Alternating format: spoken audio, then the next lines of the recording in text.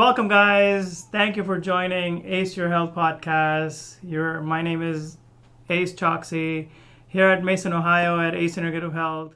We have Erin Hanley here with us. She is our guest of the show for today. We're going to continue our talk on paradise gardening. Paradise gardening, not just gardening, but how do we create a paradise out of a garden?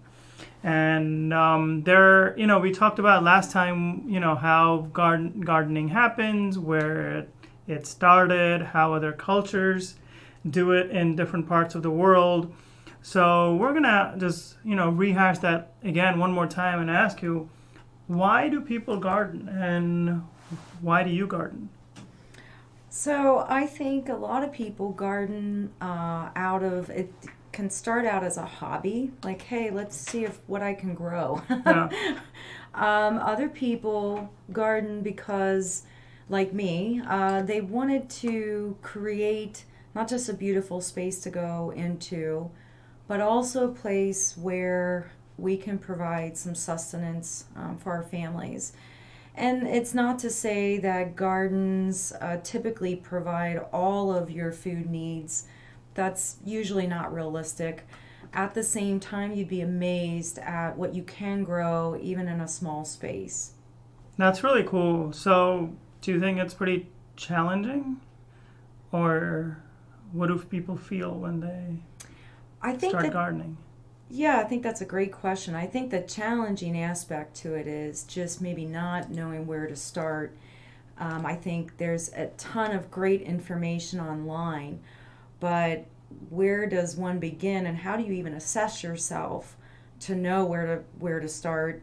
Those can be some of the challenging aspects. So sometimes when we take on a project that seems larger than life or just too big to delve into, we can tend not to pursue those goals and dreams right out the gate out of some sort of fear. So I'm sitting here today to try and help dispel some of the fear that goes into planning and maintaining your own garden, because believe it or not, there are lots of plants that don't require a lot of work or even tending to.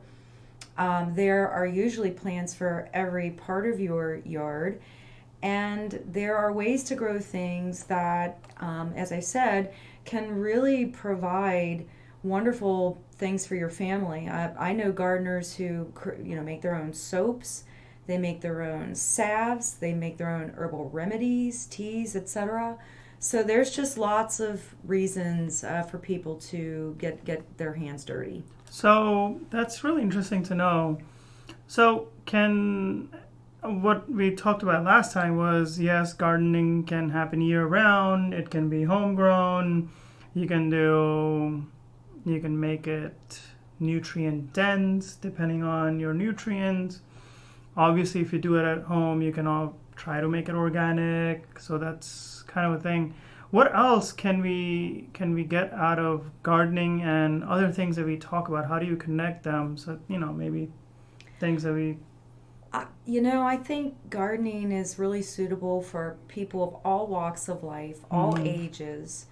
We have gardens that we can create for children that are not overly complicated, and ways for them to get some experience with even math and science can be taught in the garden, culture and art. So for children, it's a great way to provide some homeschooling too.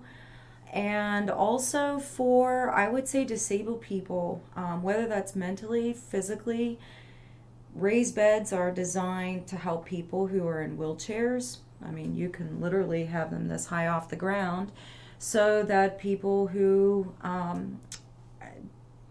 don't have full accessibility are able to tend their gardens at the right height. There's lots of studies out there for kids on the autism spectrum, not just kids but adults as well, who tend to respond really, really well in a garden setting. It's almost as if we were pre-wired to know what to do with a seed. Mm-hmm. You give a seed to a mentally ill patient or somebody with Alzheimer's or dementia, and they will instinctively know to put it into the ground. What are some of the other benefits of gardening? well, I'll speak to the benefits that I personally get from it. Grounding, which I think is something that it should happen in everybody's life every single day on some level, and that just means get outside and put your feet into the ground. There is a magnetic frequency that the earth has, that it itself admits, that when we connect with the earth's energy, we ourselves become in tune with that frequency, which tends to be very calming for most people. It can tend to help you gain clear thought, because you're sort of disengaging from what you would typically be doing. You're outside, so you're among the elements. You're getting sunshine in a lot of cases, so you're being exposed to the sun, which is going to convert to vitamin D in your body. There are there's physical exercise to gardening, obviously. But I think for a lot of people, and especially now, just with everything that's going on in the world, the mental benefits that folks are all over the world reporting that they're getting just by being out in their garden is just tremendous. Yeah, that's really good. One other benefit that I would say is I grew up in India, and I was 12 when I moved here, and we had a huge garden in our house. And in our garden, we had a bunch of roses, we had jasmine, we had green tea, we had coconut, we had some sweet apples, and all kind of different stuff, right? What else? There were a couple other flowers, like, I can't remember, but they smelled really nice.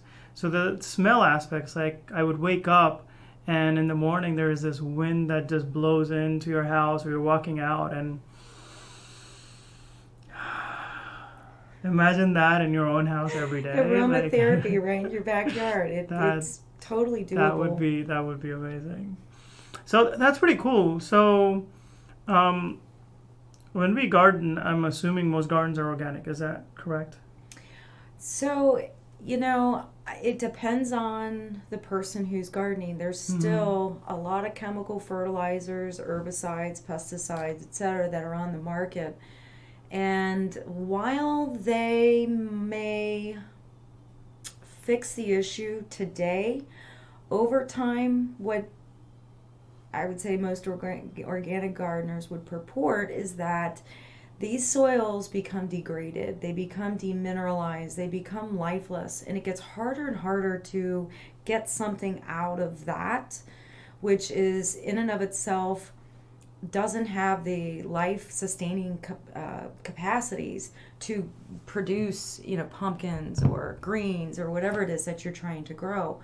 So in my mind, if we can get as many people as possible to improve the soils right on your plot, whether you're in an apartment building, whether you're in a nursing home, hospital, whether you go to the university, whether you spend most of your time with parents, whatever the case may be, whatever the surrounding land is that you have access to, if we improve those soils, we will literally bring in more bees, hummingbirds, butterflies, moths, ants, other types of pollinators.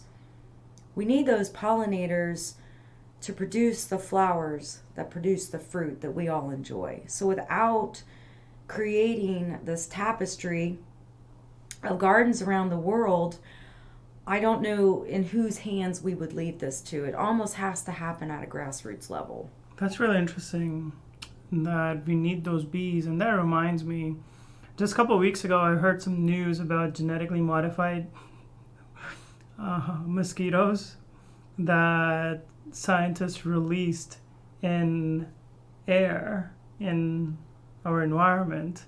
And that just makes me wonder what would happen to our food if genetically modified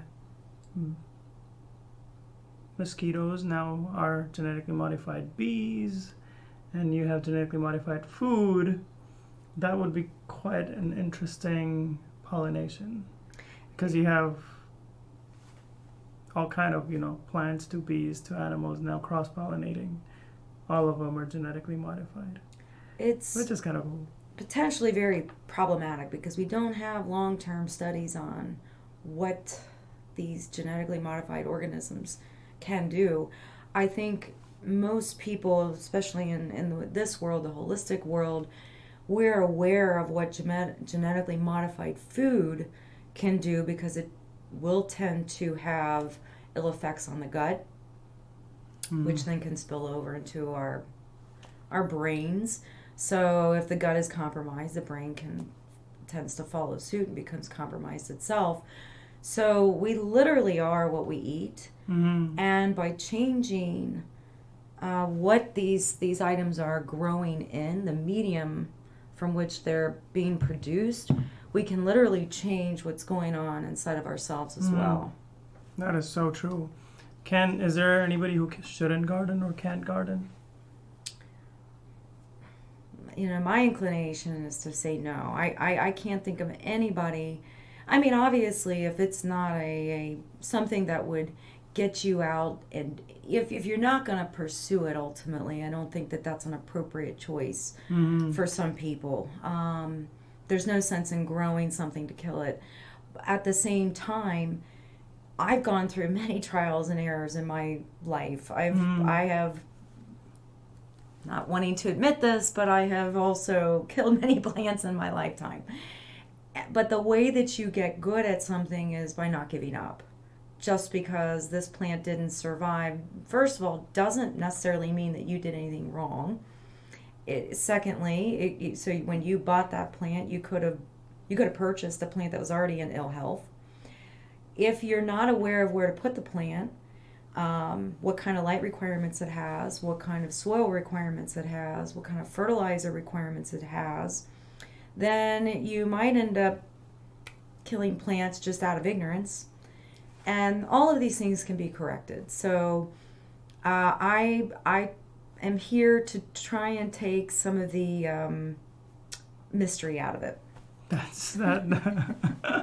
We're gonna demystify gardening for sure. That's definitely there. So in terms of gardening, we said we can grow year round. So the time is there. Now, can you grow anywhere? Are there different places? We slightly talked about some zones. What does that mean? Can you talk us more about? Yeah, and I think I'll share a little story, so answering the zone question, that is critical in knowing what you can and cannot grow. It will save you a lot of time, energy, and frustration as well, because as much as I would love to grow avocados tend not to grow in cooler climates. They require a lot of heat and light, which we in zone 6A don't have, because obviously half of our year is pretty much spent in cooler seasons. However, if you are in Georgia, Florida, Texas, California, avocados, artichokes, and some of these Mediterranean or Middle Eastern delights, those items can much more easily be grown in areas that matches those plants, where those plants originated from. If we can duplicate where something came from, chances are you're going to have greater success. Now, some people have greenhouses and are able to grow some of those more tropical type of plants. Do you have a list of different zones and different plants? Yeah, so it's pretty easy to think conceptually. If you think of the United States, just picture a map of the United States. The northernmost states are going to be in typically zones 6, 5, 4, 3, 2, and 1. Anything below the state of Ohio, you're going to enter into zones 7, 8, 9, 10, 11, 12. So, will you be able to give us a PDF of certainly of your zones and foods? The answer is yes. Because a lot of us don't understand these zones, nor will be able to remember them. So, we can provide these PDFs so that you can look at your zone and wherever you are you'll be able to know what are the top 10, top 15 plants that grow in that area, and maybe then you can seasonally grow them. Makes sense. So in terms of zones, since we're talking about zones, you said we live in 6A, so that's Ohio. That's most of Ohio, and you will find typically subzones in states as well. So, for example, in the River Valley in which we live, more southwest Ohio, because we're in a valley, we will tend to get microclimates which support a whole other set of fruits and vegetables that you might not be able to grow, say, in Vermont, but we can right here in Ohio. And even though we have long winters here, because we live in this microclimate, we're given the added benefit of humidity and even warmer temperatures. And that's why our winters we don't typically see a lot of below 10 degrees, below 20, like you can out in Iowa and some truly Midwestern states where they get just brutal winters. That's good to know. So in terms of, how do you know which plant likes the sun?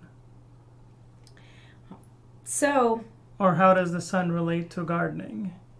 You get good over time, but initially when you're starting out, there are a couple of things that I would suggest that you do. If you really want to get good at growing anything, I would suggest you start small, whether that's just a plant that you can grow in your home, so just like a house plant, or whether you want to try something outdoors. Either way, start small, and I would make sure that you are purchasing plants from your local nursery. You will get a really good feel for what grows well in your area by what is growing in those nurseries. The plant tag that you get that's stuck in the soil, that's a good place to start. It will typically tell you in which zone the plant is known to grow in. It will tell you what kind of sunlight requirements it needs. If it's something, that needs full sun, you're looking at 6 to 8 hours a day. That is full sun. So if you put a shade-loving plant in a full sun area, you know what's going to happen. It's going to get burned up. And vice versa. You wouldn't want to put a sun-loving plant in a shaded area. It may not bloom. You might not get fruit. It may not do what it's designed to do. So when we go out and ask or buy some plants at the store, what are like the top 10 things that you look at or you ask, or I don't know, how do you, it's not like buying a car where you have a specification, is it? Or how do you ask, or what do you look for in those? There's 4 things, and that's probably the easiest way to boil it down. You want to consider, if you think of the world elementally, this gets a little technical, but I'll say it this way, in terms of carbon, oxygen, hydrogen, and nitrogen. Those are the 4 basic elements that make up everything on planet Earth. Carbon means soil. It's equivalent to the soil. You want to make sure that your plant is going to thrive in the medium that it needs. So whether that's sandy soil or silty soil or loamy soil, and we'll talk about those. That's part of these courses. You'll get definitions on all of these things. But soil is so critical. Sunlight is akin to what nitrogen does in the real world, meaning if we, and again, I don't want to get too technical, but too much nitrogen on a plant can burn it. So again, in talking about the basic 4 elements, the sunlight can also burn certain plants. So it's important to have an understanding of what kind of sunshine, and even get a little bit more detailed. Are we talking dappled shade, meaning are we going to see some sunlight coming through leaves? Are we talking full shade, where maybe you're just getting some morning sun? But those nuances matter. And they may not matter to a great degree, but the more that you can give that plant exactly what it needs to survive and thrive, the more it's going to give back. So we talked about earth, we talked about sunlight. Water is critical. Some plants, a lot of the Mediterranean herbs, for example, a lot of people don't have success with Mediterranean herbs because many people tend to overwater, and these kinds of herbs do not want that. Your lavender, your sage, your rosemary, your thyme, they just don't require a lot of water. So you want to make sure that you are meeting the water requirements of the plant. And lastly, air, oxygen. That's not only critical just as the plant is growing, but making sure that there is oxygen in the soil is key. Because what a lot of people do mistakenly is they'll plop some plant into a very clay soil, and that clay is compact. Those particles are very fine, and they will coagulate, and they will form a ball and literally strangle the roots. So if the roots can't get access to air and water and nutrients, then they're not going to grow. They're not going to grow. You're suffocating the plant. The top growth is just as important as what's going on beneath the soil. Mm-hmm. So this is so interesting. We absolutely want to learn from all of this stuff. We have a course that's coming up as well that you'll start looking at different ways of gardening. And together we're going to teach it to you. We're going to talk about it together. We're going to learn from each other. And together we're going to help create a different ecosystems.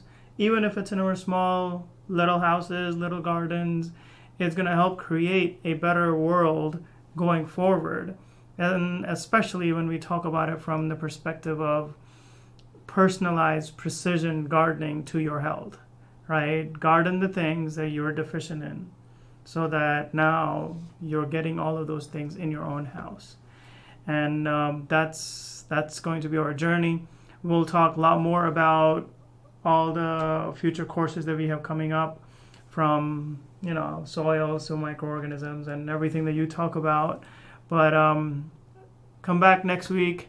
Today is Friday. As always, we have prayed for you. Please let us know what you are going through. Every Friday morning we have a meditation session, and we would love for you to join in if you would like to.